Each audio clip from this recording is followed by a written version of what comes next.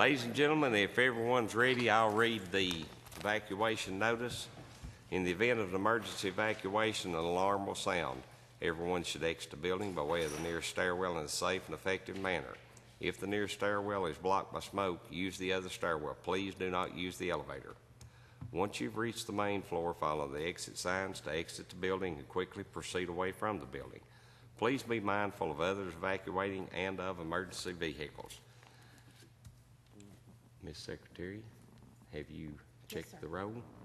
And do we have a quorum? Yes, sir. We will proceed with business. We'll open with anyone wish to speak to items on the agenda. Seeing no hands, we'll move on. Stand for a motion to approve the minutes of January the 15th. Mr. Lewis, do I have a second? Mr. Lale, any alterations or changes requested?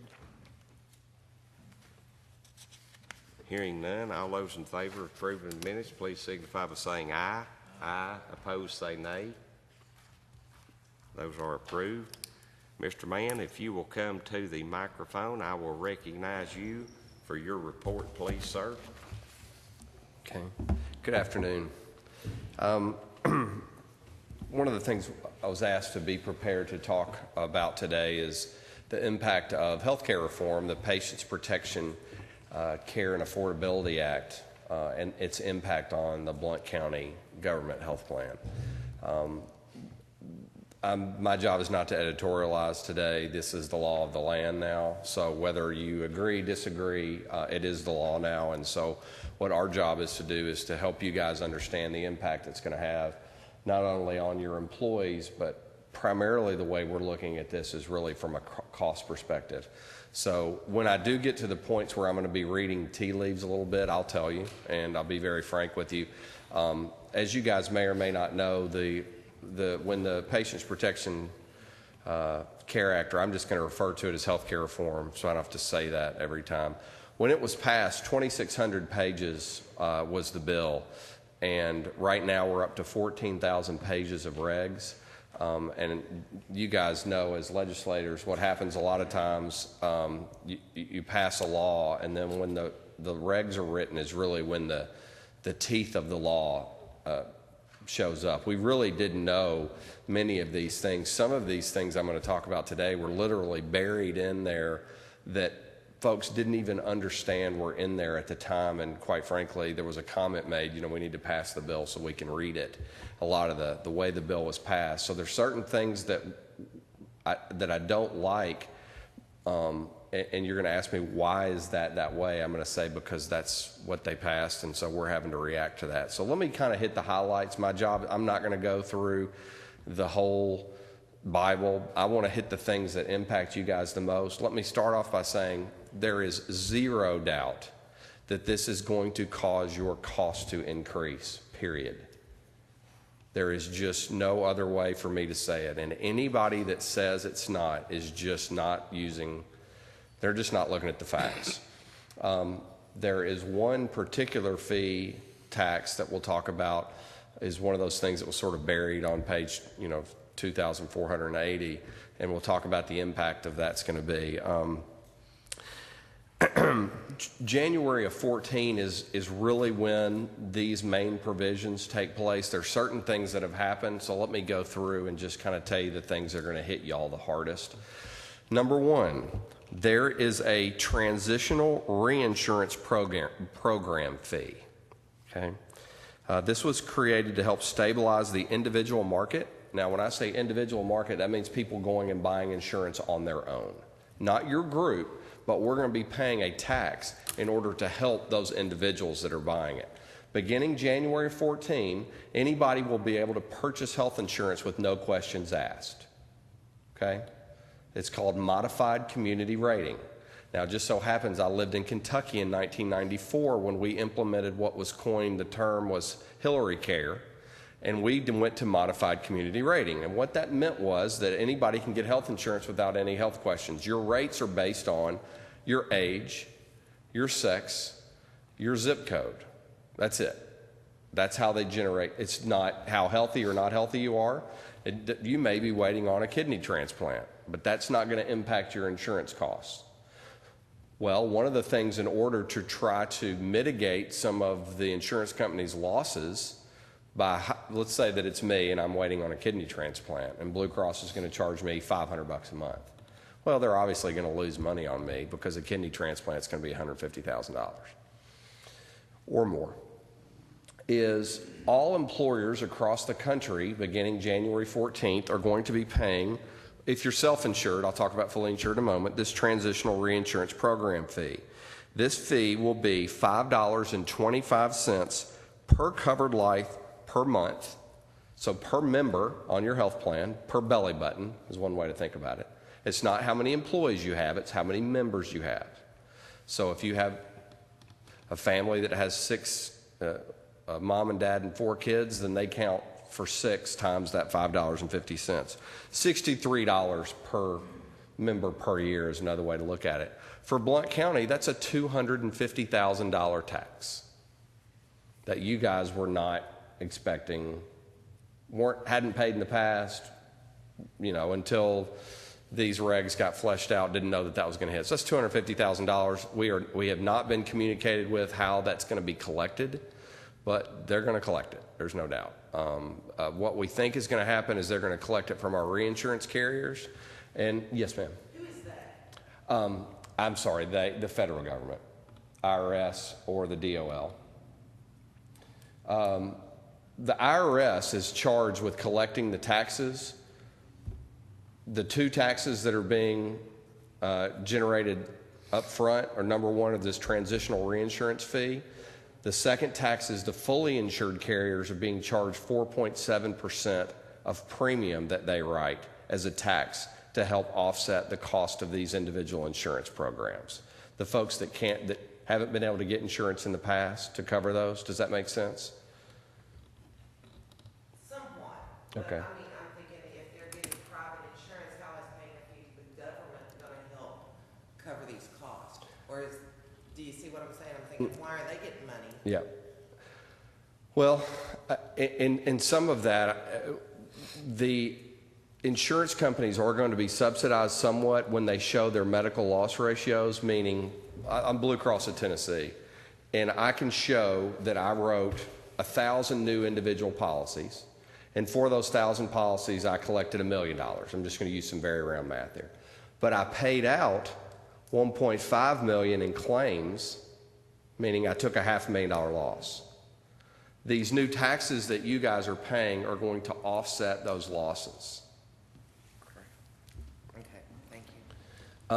And I'm not sure I'm 100% right on that. That's what we were communicated with. I just had a meeting with Blue Cross's executives, and everybody's sort of kind of figuring this out as we go. But this reinsurance fee, I believe the way the taxes will end up being collected is your reinsurance carrier will pass along that increase. They will be charged with collecting, the reinsurance carrier collecting that $5.50 per member tax, which then they will then submit on your behalf to the IRS. So did I. I'm sorry, $5.25. I'm sorry, yeah, it's $5.25.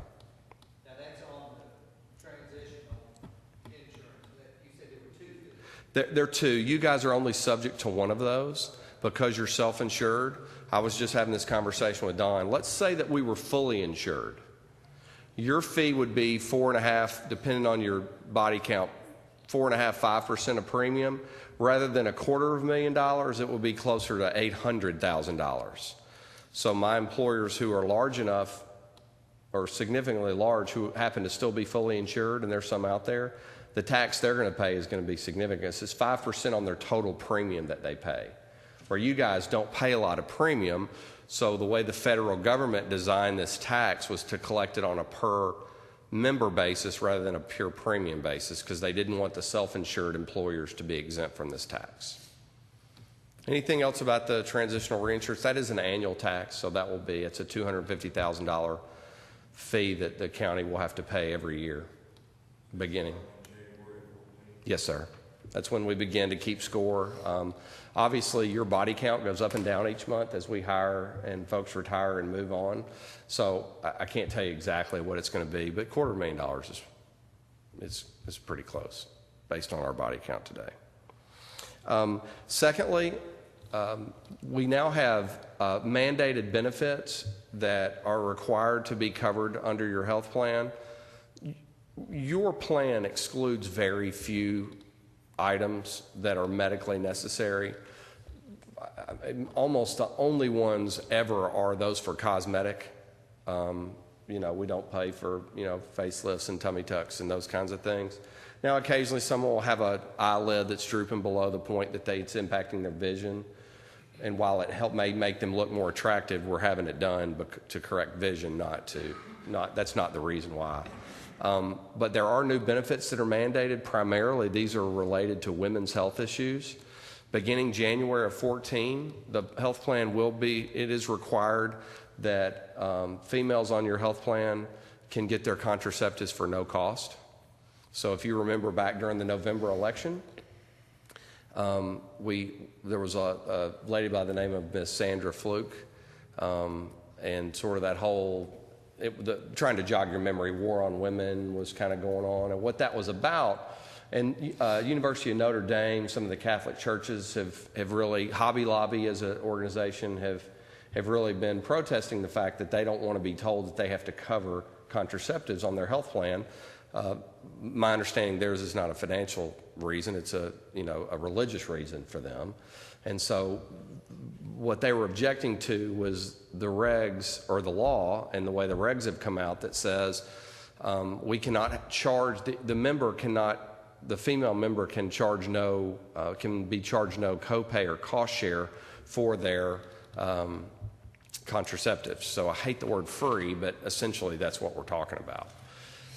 We also will be got to pay for any health care visits related to their counseling to get those contraceptives. So let's say that someone has had an IUD and they want to go to one of these once a month patch deals, and they have to go through different blood tests and counseling or whatever that would go along with that. We would be required to pay for those at no cost to the member.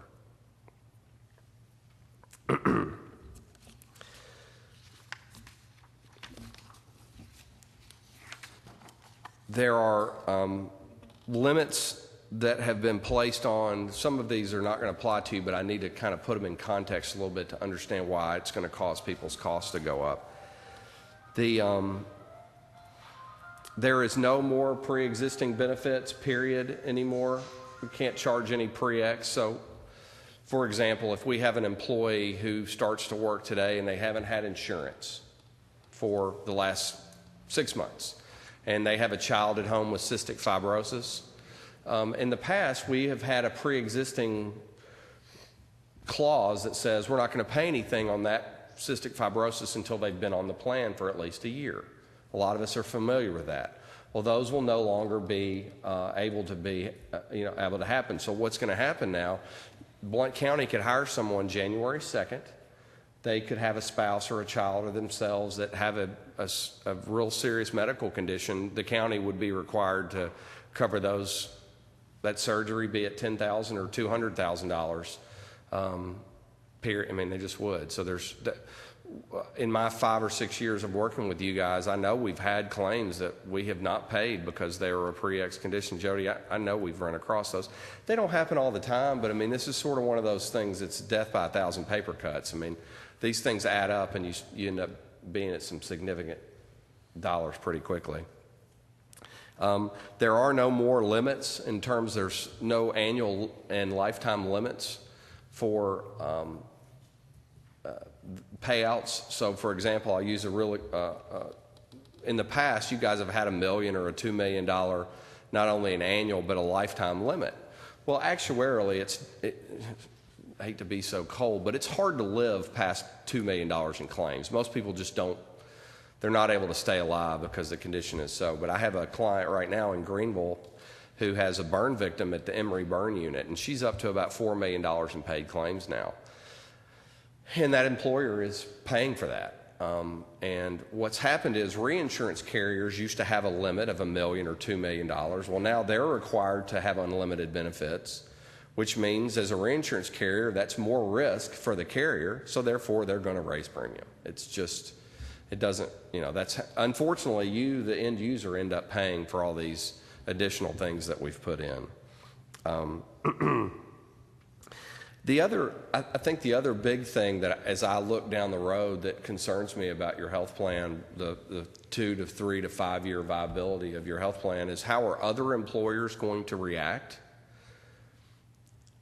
to this law and what that means. You guys know that you are the plan of choice for most families who are a dual working family. If mom and dad both work and they have an opportunity to have benefits at Blount County, the statistics prove out that most of them end up over on your plan. Well, as other employers are reacting to these expenses, I'm telling this is not you guys, my fully insured clients, I'm telling them January 1 to expect 15 to 20% cost increase. Okay, that's real, it's coming for the fully insured. So you have a machine shop that has 20 employees, okay? His insurance costs are going to go up 20% next year. Well, how are they going to react to that? Are they just going to get rid of group coverage altogether? I think some small employers are going to do that. As a matter of fact, I know some small employers are going to do that. What does that mean to Blount County?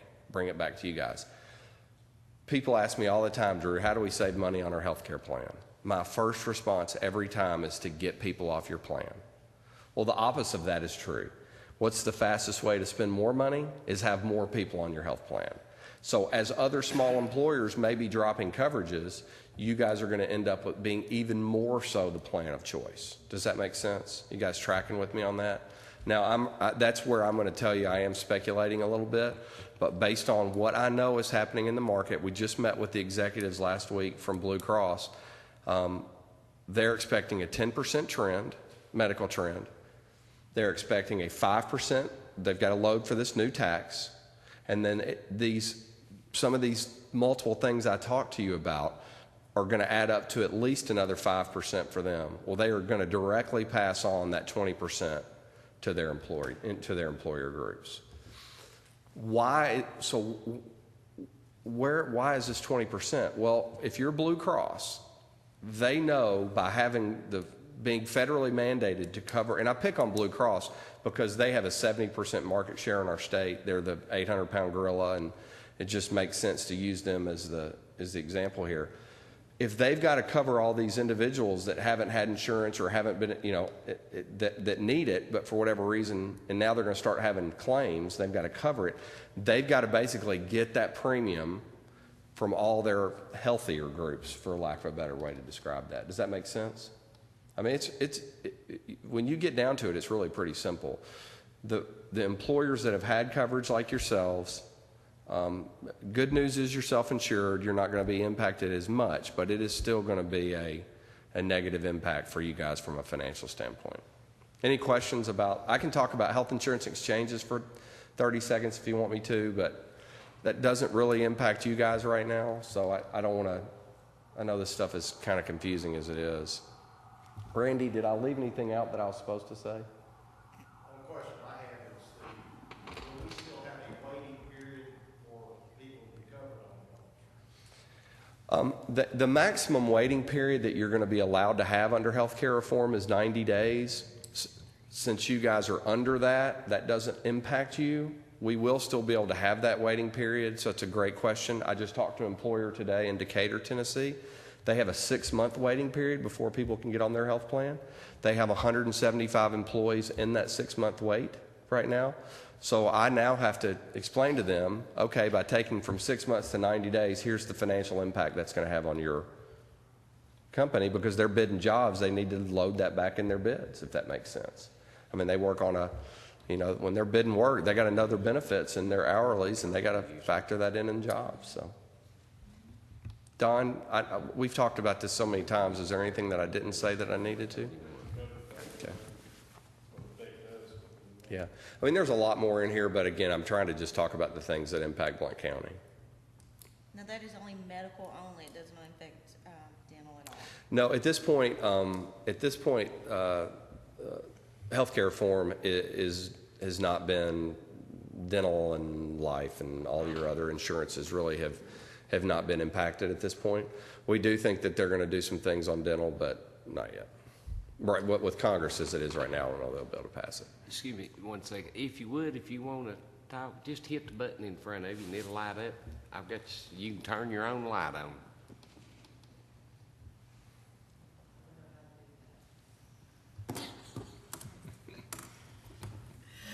Okay, Drew, I've got a silly question. At some point, are we gonna need to be looking, and I'm thinking are we gonna wanna look at going with, instead of being self-insured, are we gonna be wanting to look the other way with some of these big issues that you're Yeah. bringing up, Yeah, and that is not a silly question. And I'm having that discussion multiple times a week.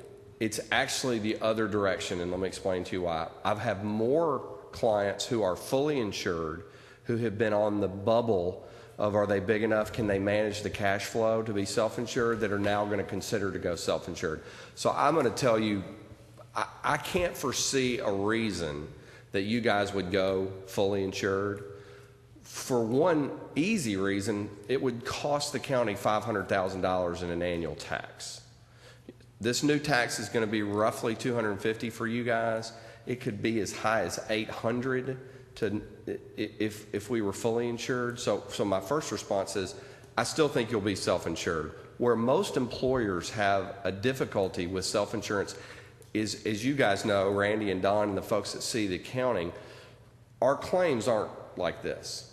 They're, well, as an employer, that's hard to deal with, the cash flow, because you're having to get lines of credits or however my clients are having to do it. You guys have got this nice rainy day fund that y'all have managed well that enables you guys to have a, holy crap, we had $2 million claim month. Because next month you're going to have a $600,000 claim month. So I don't foresee a reason why you guys would go fully insured.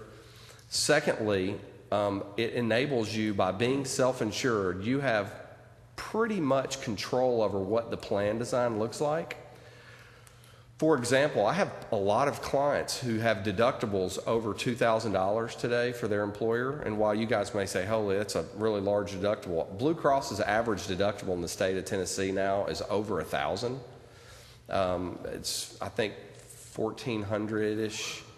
So, but healthcare reform says you're not allowed to have more than a $2,000 deductible anymore. Well, I've got employers that 4 years ago went to high deductible health plans of $5,000 or more. Now, we make it so the employee doesn't get hit all with that in 1 year, and we have some creative ways to do that. But the point is, employers had tried to avoid premium because they were fully insured. I could see you guys at some point ending up with multiple plan designs.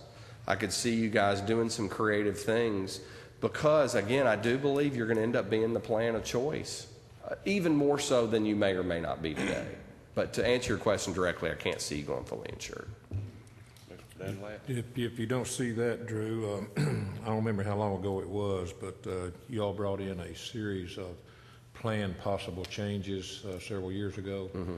Is that something you might advise us to look at again? The tier, the new employee, different handbook or different benefit than what we've got, carve-out, spousal carve-out, stuff like that. And you good segue to something I forgot to say. One of the benefits about being self-insured is you get to sort of pick your own plan design. And what's going to happen, you guys are going to start seeing this metallic grid-based system that the federal government designed is what our insurance is going to look like. You're going to have a platinum plan, a gold plan, a silver plan, and a bronze plan. So that's what average people, when they go buy individual insurance and they go to that exchange, they're going to see those 4 and 5 different options. They're going to see what they want. They're going to click a button. It's going to tell them how much it's going to cost. Okay? Well, the federal government said that's what these plan designs have to look like. Good or bad, they've designed those, or Blue Cross has designed those. Well, the nice thing is, being self-insured, you guys have the ability to design your own. So let's say that you guys want to keep that $250 deductible. Maybe for new hires we change it.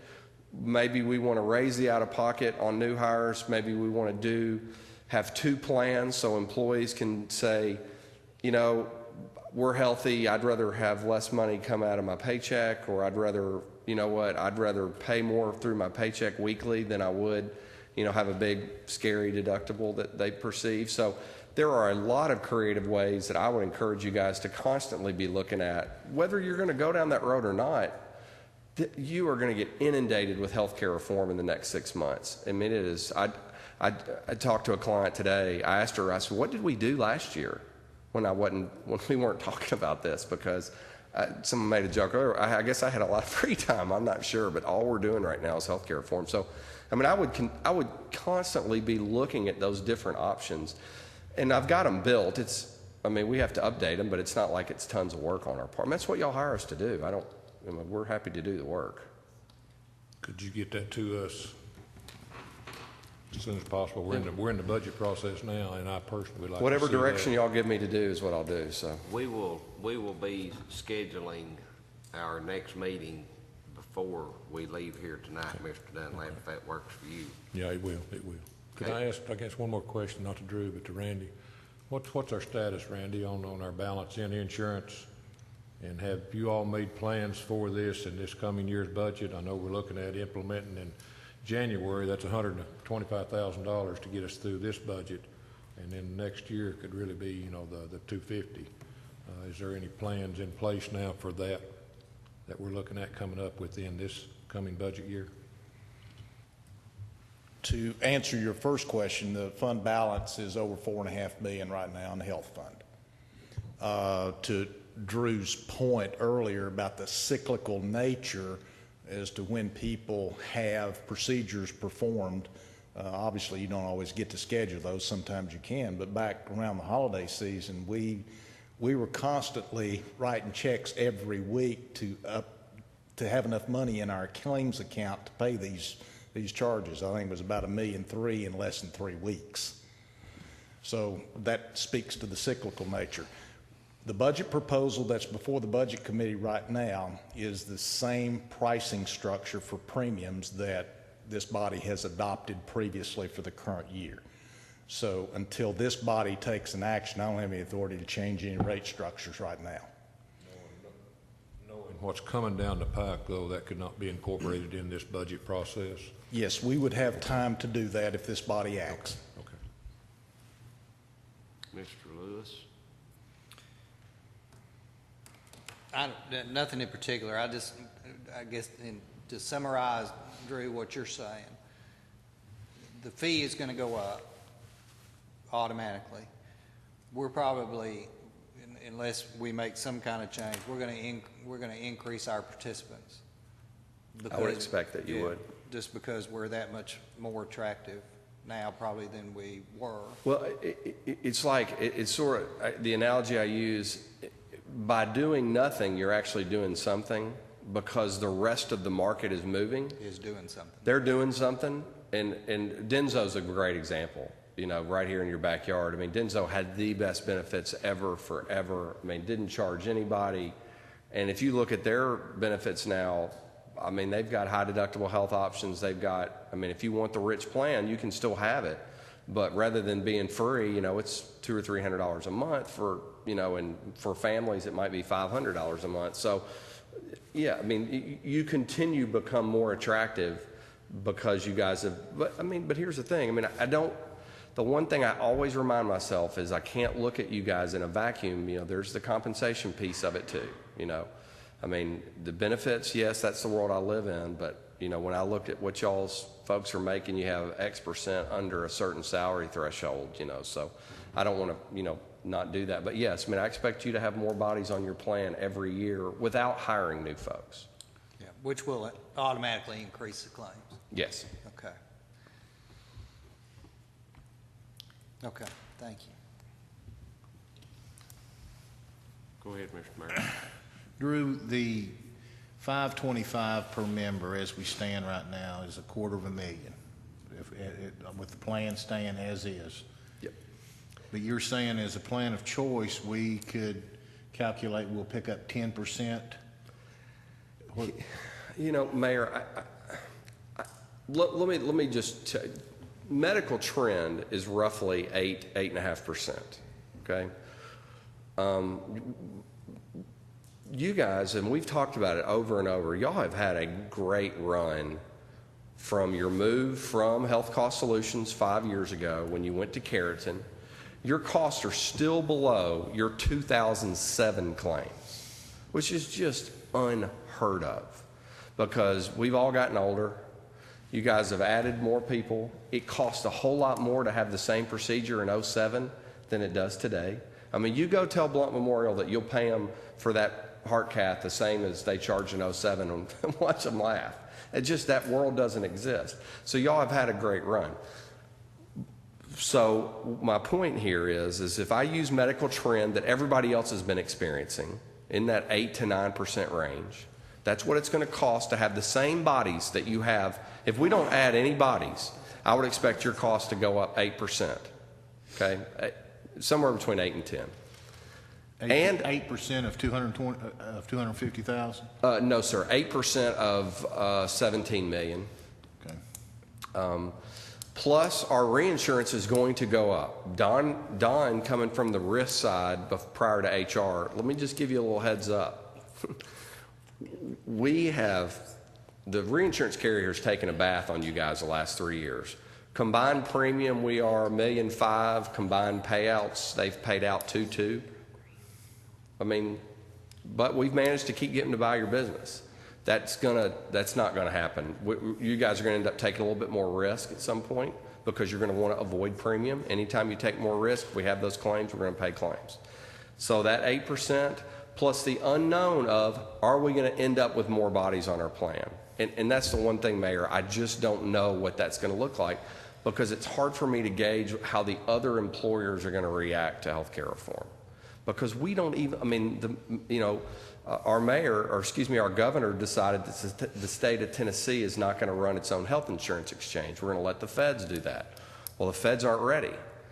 So what does that mean? We just don't know what's going to happen January 1. But I can promise you, those 20 employee machine shops, when their insurance goes up 20% in a year, I mean, some of them are just going to say, look, I'm going to pay you $500 more. Go buy your insurance somewhere else. Does that make sense? But I would expect, 5 to 10% new bodies on your plan every year.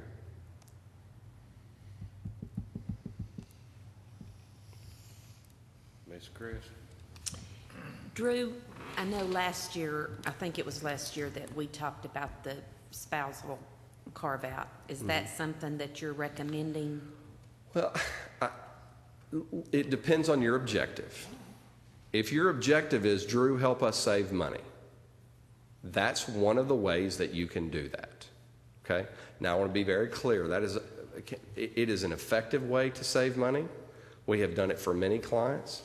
It does not come without some pain. Be very clear about that. I hope y'all remember me saying that last time. The spousal carve-out basically simply says, look, we don't want to bear the burden of another employer's employee because you're incentivizing them to not take your insurance. And that's happening today. Employers right now today will incentivize someone $100 or $200 a month to not be on their insurance. Okay? So then they come on your insurance. That's absolutely one of the tools that we use to help employers save money. I actually just recently forwarded an article to Don and Randy because I happen to be doing something that more and more employers are doing it. That is one way, but there are a host of ways that you guys could, and so what y'all and this body has to decide is what's the right direction. Here are the 8 or 10 options that we've got. If we've got to do this, or down the road we've got to do this, okay, we save $1 million by doing this, we save $500 by doing this. This is going to cause a lot more employee noise, is the term I use. Spousal carve out the first year is a lot of employee noise. After that, it becomes the new normal and we don't hear about it anymore. Does that make sense? A utility customer of mine in Cott County, they have only a couple hundred employees. They had 190 families. I mean, they literally only had 10 folks with single coverage. First year we rolled that out, I avoided Cott County. I wasn't going to drive there. If I had to go to North Carolina, I'm getting there another way. And now it's been 5 years and it's a non-issue because the employees just know that's how it works. But the first year was difficult. And we're not talking about the stay-at-home mom or stay-at-home dad. who doesn't have coverage available to them. We're talking about, I pick on Betsy Cunningham, she was the great example of it. Charlie had a fabulous job with Aztec. Betsy brought Charlie onto her plan. Not really it wasn't even really a money issue as much. I'm sure it was at some level, but she didn't want to manage two different insurance plans in their family. Does that make sense? She wanted one card and everybody could be on the same plan. So yes, I recommend that as a strategy to save money. Is it right for every employer? Absolutely not. Does it work? Absolutely it does. But at what? Okay, quid pro quo. We're going to save this money. How does it impact my employee, my culture, those kinds of things? And one thing, let me interject, Mr. Chris. We did do a survey on that before of our employees, and we found out it was a lot fewer. Betsy actually did that. And we found out it actually affected a lot fewer employees than what we really first had anticipated. So it has been looked at before. Roughly speaking, Mr. Farmer's right. We took a pretty vast undertaking probably 3 years ago. Something like that, yes. Where we asked all 2,000 or 2,400 of your employees, did their spouse have other coverage? Basically tried to recollect all that data. And we got about half of the responders to respond.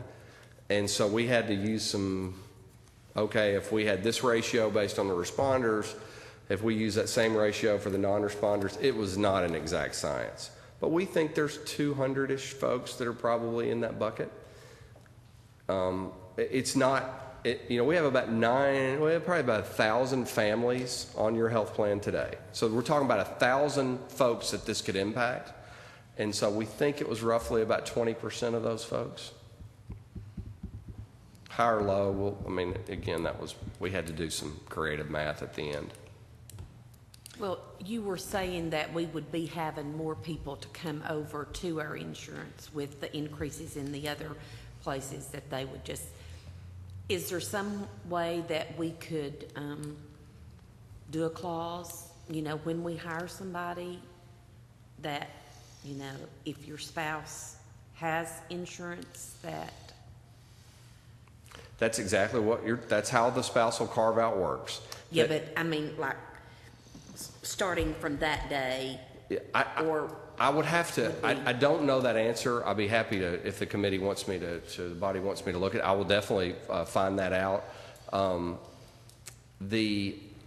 just need to make sure the legal piece of that. The two ways to deal with that as employers do is they do a spousal carve out where they basically say you can't come on our health plan until you take your employer's plan, meaning we would never be primary. We would only be secondary. So that really cuts our exposure down. Secondly, they'll do what's called a spousal surcharge. One of my large groups in Kingsport, large physician group, has about 1,000 employees. They say, look, we're not going to do the carve-out route because they just culturally didn't feel like they wanted to go that. They said, but if your spouse has coverage available to them where they work, okay, you can come on our plan, but you're going to pay more to bring that spouse on than you would if they were a stay-home mom or stay-home dad. I have to say stay-home dad, I think the sheriff got on me once. He's not here, though, so we can talk about it. Mr. Lale, you haven't asked a question yet. Yes, sir. These anticipated new bodies coming on, and they will be subject to these other regulations, as in no pre-existing restrictions, yes, sir, et cetera. So they will come in under the 2014 regulations. So it'd be just like they were brand new with we take them warts and all. No pre-existing, no pre-medicals, nothing. Okay. You could have a child who has been treated for cystic fibrosis, has been on TennCare, been on Medicaid, anything. They are hired and become effective January 1st, or let's say it's 31 days, let's say February 1st, February 2nd, and you guys assume all medical liability for that member. Okay, that's sort of the way, like as you said, sort of how TennCare operated for a while, because folks came from other states here bringing. I was in Kentucky in 1994, like I talked about. They did not put a geographic living requirement you could get a post office box and get insurance in Kentucky. We had populations of folks in San Francisco who had a condition at the time that was almost untreatable that were getting insurance in Kentucky for $300 a month, and the insurance companies were paying out $20,000 in meds. Isn't the electronic age wonderful? It's called, the term you'll hear is modified community rating. That is a fancy way of saying they're gonna tell you how much your insurance costs, not based on your health or lack of health. It's only based on your demographic and your geography. Mr. Dunlap? Legally, there's no way we can ask those questions on a new app. No, we Didn't can't think do that. so. Didn't think so. I mean, you can, but that creates a different Yeah, issue. I know.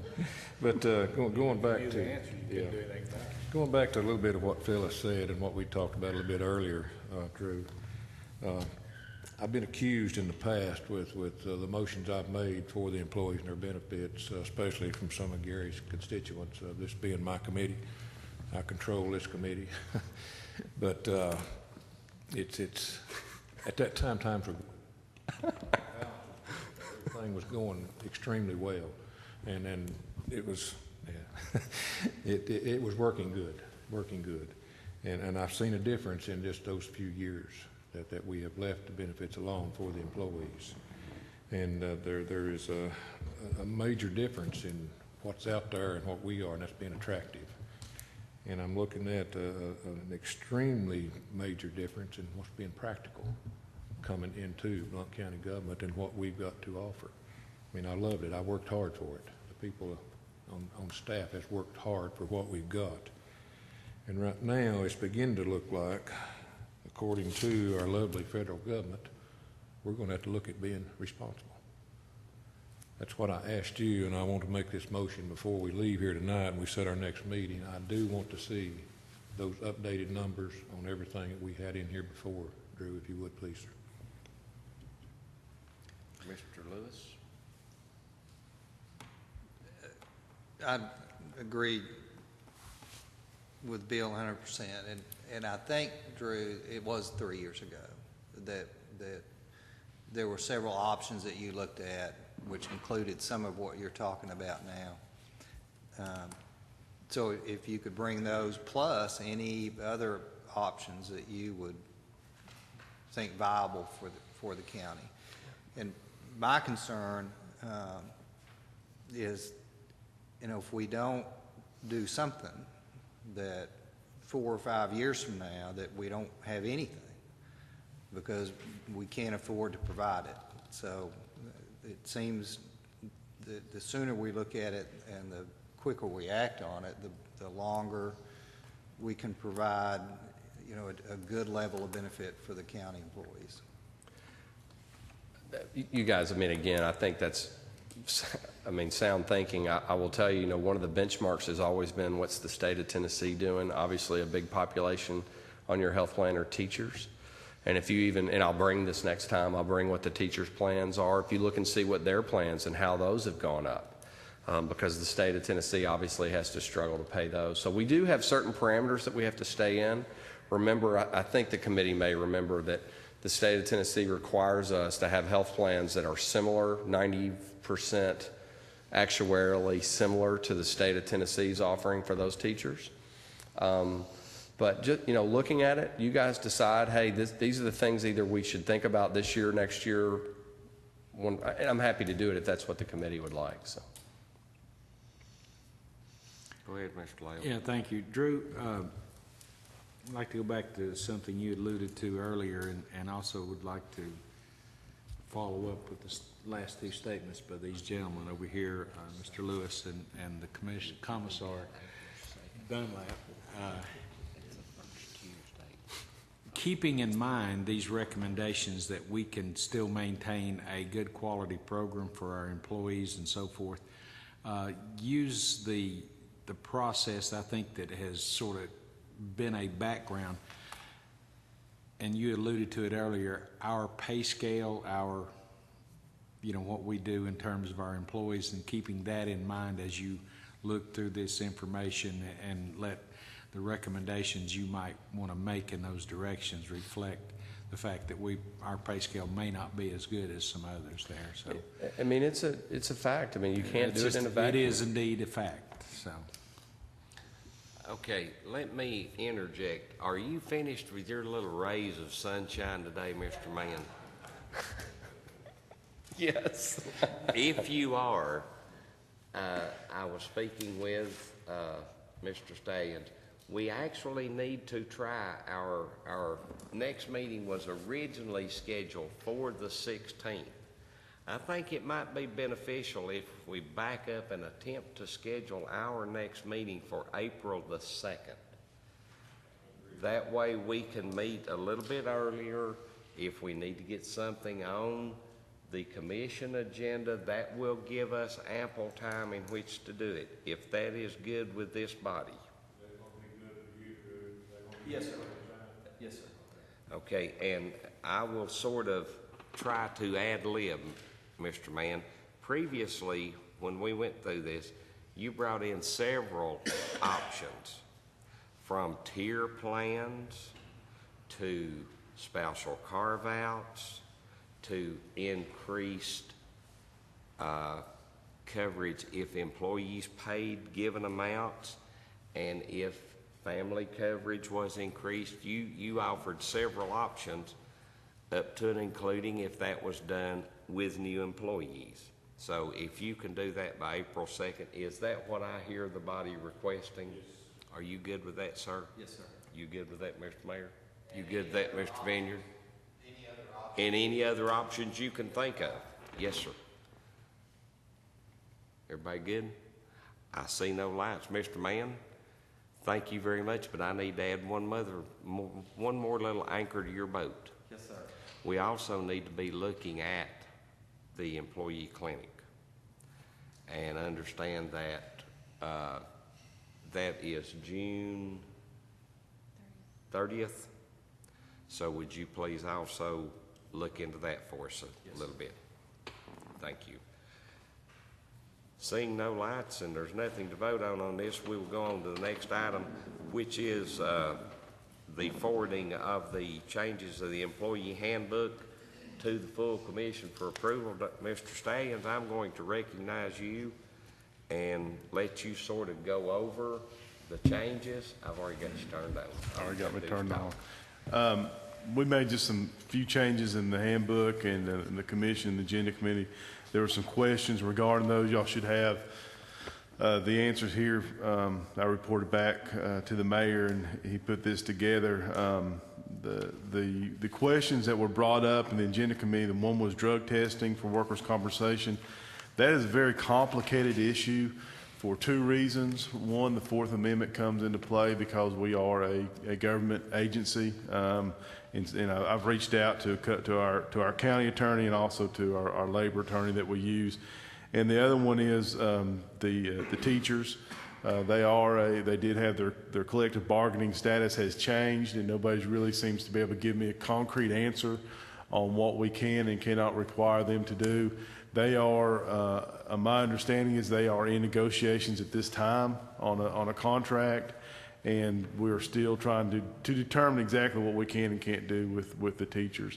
I think that's a good idea, the drug testing, but it's something that we've got to be very careful when we enter into. We're talking about post-accident drug testing on workers' comp. Obviously, Mr. Dunlap and the sheriff, there's some safety-sensitive positions that we already go ahead and do that on that we have to by law, but for all other employees, that is something that we're looking at. Some questions were brought up on the ethics policy. Actually, speaking with the attorney, it was believed that since this is already a resolution that was passed by commission, it did not need to be in the handbook. This is also posted if anybody wants to see it on the ethics committee, the Tennessee State Ethics Committee on their website, that they can go and pull that. Plus, when Jody does the new hire orientation, she has them go through the ethics and gives them a copy of it, has them sign off on it. There were some questions about what a full-time employee was. That was just a typo. That was fixed. The severance package, we had, we put something in there on severance package just because we wanted to make sure that we had some sort of guidance on what to do. But after discussing that with our our labor law attorney. He was afraid that we would create an expectation of employees of a severance package and recommended that we not put any language in there whatsoever, so that was struck. That language was. And then the bonus policy, we did add a sentence just saying that, if somebody does give a bonus, we recommend that a letter of accommodation be placed in the employee file. I'll stand for a motion to forward this to the full commission for approval. Second, and I have a question. Okay, we've got a motion from Mr. Dunlap, second from Mr. Lael. Mr. Lael, hit your button and talk away, son. Okay, from your discussion on the drug testing for workman's comp injuries, are we going to try to implement it or not? I didn't quite get that. It sort of got an ambivalent feeling about your response there. Yes, we are. Okay, we're going ahead with that. It's something we're going to very cautiously step into because we could really get into some violations of constitutional rights. So yes, we are heading there, but we're going to do it very cautiously. Yeah, and that's a good plan. Don't misunderstand. I just think it's important to do that. And also, could I ask, as we hire people, would it help if that was part of their hiring protocol, that they would be informed that any such injuries that would require workman's comp investigation be a part of that? And departmentally, is that a standard policy across the county that when you are hired, you are told that should there be an injury, then you are subject to drug testing should it result in a workman's comp? That would be a great idea once we implement the program. Also, we have not implemented the program, so at this time, the only departments are the ones who are tested because they're in safety-sensitive positions. They are notified at time of employment, and a lot of those are pre-drug screened anyway. They're in safety-sensitive positions. Okay, and all right, which brings up another question. You said something about pre-drug screened. Is that across the board in the county? We're talking about post. The only pre-drug screening that I'm aware of right now are safety-sensitive positions. Okay, and my point being is that if you can pre-drug screen, that would have the same implications constitutionally as a post-accident screening also, would it not? It would. That would be a program we could set up. I believe that would. That's probably actually easier to set up than a post, because a post, when you're talking about employees that you already have, as saying it's a condition of employment, which is a little bit easier to put as a condition of employment. And as a prerequisite, then that still is that person's choice to be screened or not. That's right. So that helps ease that issue a little bit, but that wouldn't be a bad thought process right there also, to make that part of the employment package. I agree. Thank you. Okay, we have a motion and a second. I see no other questions. Roll call, please, dear. Mayor Mitchell? Yes. Phyllis Crisp? Yes. Gary Farmer? Yes. Mike Lewis? Yes. James Wrong, David Merle. Bill Dunlap? Yes. Tanya Birchfield? Yes. Holden Lamb? Yes. All in favor? All in favor, we'll go forward. All right, do we have anyone wish to speak to items not on the agenda? Seeing no lights, seeing no hands, I'll stand for a motion. Oh, wait a minute. Is everyone good with April the 2nd for our next meeting? Would you like for it to be 5 p.m. like this one, or 5:30? 5 p.m. good? April 2nd, Tuesday, 5 p.m. So we probably need to make sure that this room is available. If it isn't, we'll use a room downstairs. I mean, we'll check on it, but we're to the point, we need to have the meeting. Okay? That good with y'all? That good to you, Mr. Man? The little ray of sunshine, you. Stand for motion to adjourn.